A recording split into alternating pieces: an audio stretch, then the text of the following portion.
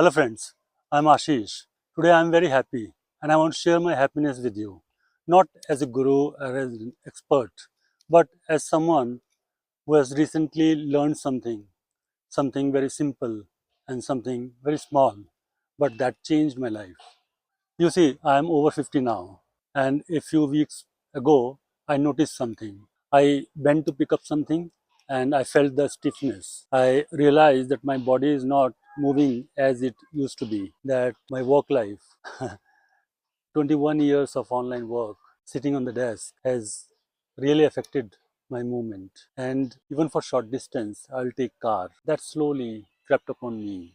So I did what we all do. I went online. I searched, I read, I watched videos, all sort of videos. The best exercises for flexibility after 50, the best morning routines, how to reverse aging, and the information kept coming. The yoga, the stretching protocol, the yoga sequences, walking speed, heart rate, and all that. What to drink later, what to drink before. 7 days program, 30 days challenges, 90 days transformations, everything. Each experts have different answers, and each answers made perfect sense until the next one contradicted it. And somewhere in the middle of all this information, I got stuck. When there are a lot of information, you can't take a simple step.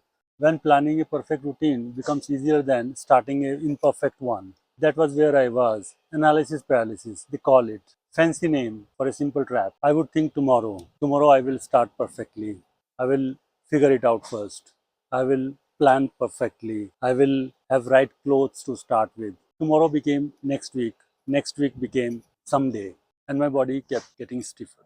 Then one morning, something shifted. I woke up usual at 7, and instead of researching more, instead of planning better, I just put on whatever I was wearing and walked out of the door. No tracksuit, no fitness watch, no perfect plan. Just me, the morning air, and a simple decision to move. That's all. 10-minute walk around my neighborhood. Nothing impressive, nothing Instagram worthy, but it was real. It was done. Right there, I made a promise to myself.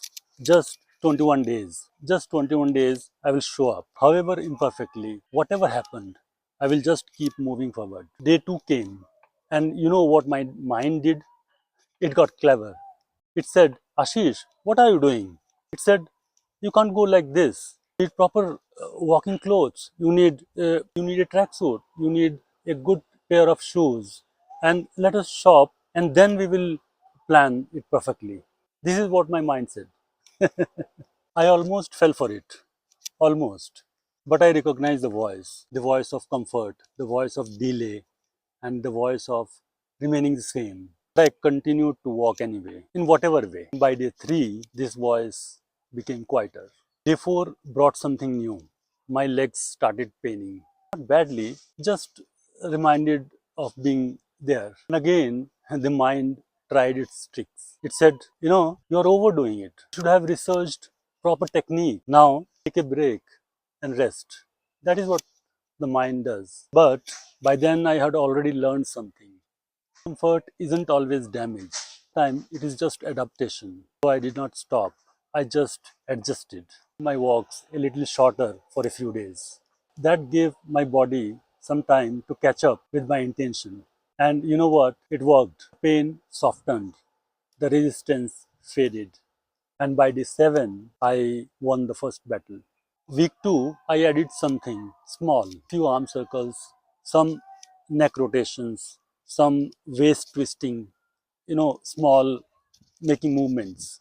Nothing fancy, nothing from some guru's advanced program, just movements that felt good, that the body accepted. And all these reminded my body that it can move. My mind had learned by now. It stopped resisting. Then came week 3. The weather changed and I got cold, running nose, foggy head, irritating. And my wife, God bless her, she said what any loving person would say: take a break, Ashish. Don't push too hard. She meant well, of course. And the old me, it would accept it gladly, but not now. Something has changed in those 2 weeks. I was not pushing anyway. I was just moving, continuing. I put on warm clothes. I put a woolen cap, covered my ears, and continued. That is what I learned in all those 2 weeks. I continued walking. I walked not fast, not far, but I walked because I had realized something. It was no more about walk only. It was about conversation with my mind. It was about teaching the mind that we don't quit in the first excuse. Discomfort does not mean we should stop. That imperfect action beats perfect planning every single day. Today is day 21. I am still walking, still moving, and still showing up. My body feels different now. Not transformed, not like Instagram's before and after difference. But now my body is awake. It remembers, it has a say in how I live. The stiffness, it is still there. It is talking, not shouting now. We are in conversation. I am in conversation with my body now. But here is something that I really learned, and that is why I'm sharing this with you today. Thing that was stopping me was not lack of information. I had plenty of that, not lack of time. We find time for what matters. What stopped me was the belief that we need to figure it out first before starting. You know, that that belief of figuring out, planning perfectly before we begin, that is what we where we get stuck. The belief that we need the perfect plan, the belief that we need good, right equipment, the right optimal routine. But that is not how change works. The change does not come with a perfect plan. It comes with imperfect action, starting before you are ready, from continuing when it is uncomfortable, from choosing progress over perfection every single day. You don't need 21 days to transform. You need 21 days to trust yourself. Prove your own mind that you can commit, that you can show up. You are stronger than your excuses. So, if you are watching this, if you are researching something you have been waiting to start when the time is right, can I tell you something? Time will not get more right.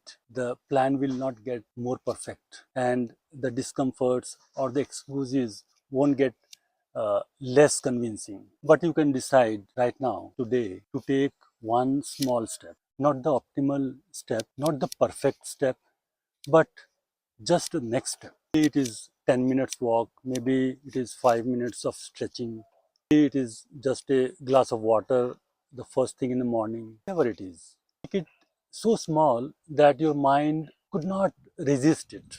You know what I mean? Small step. Break it down. Plan big, but take the small step. It is so simple that it can't fail. Then do it tomorrow. Do it the day after. Not because you have a perfect plan, but because you made a promise to yourself. 21 days. That's all. Just show up for 21 days.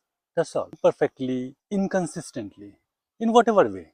Just continue. The mind will resist. It will offer thousand excuses, all logical reasons to wait, to plan more, to prepare well. Listen to those reasons. Smile at them and walk. Anyway, this is just the beginning for me. I have another 21 days ahead. Goals, new routines, but the same principle. Steps, consistent actions, and imperfect progress. We'll be sharing more of this journey on being happy. Not because I have it all figured out, but because I'm learning. Maybe my learning can give you company in your own journey, wherever you are, whatever you are starting. We all are just walking each other home. I will stumble, some days you will stumble, but we keep walking together. If this resonated with you, if you are ready to take your first step, I would love to hear about it. Share in the comments. What is the one small thing that you will start today? Not tomorrow, not next week, today. Thank you for listening. Thank you for being here. Let's walk together, one day at a time. I'm Ashish, and I'll see you in the next one. Thank you.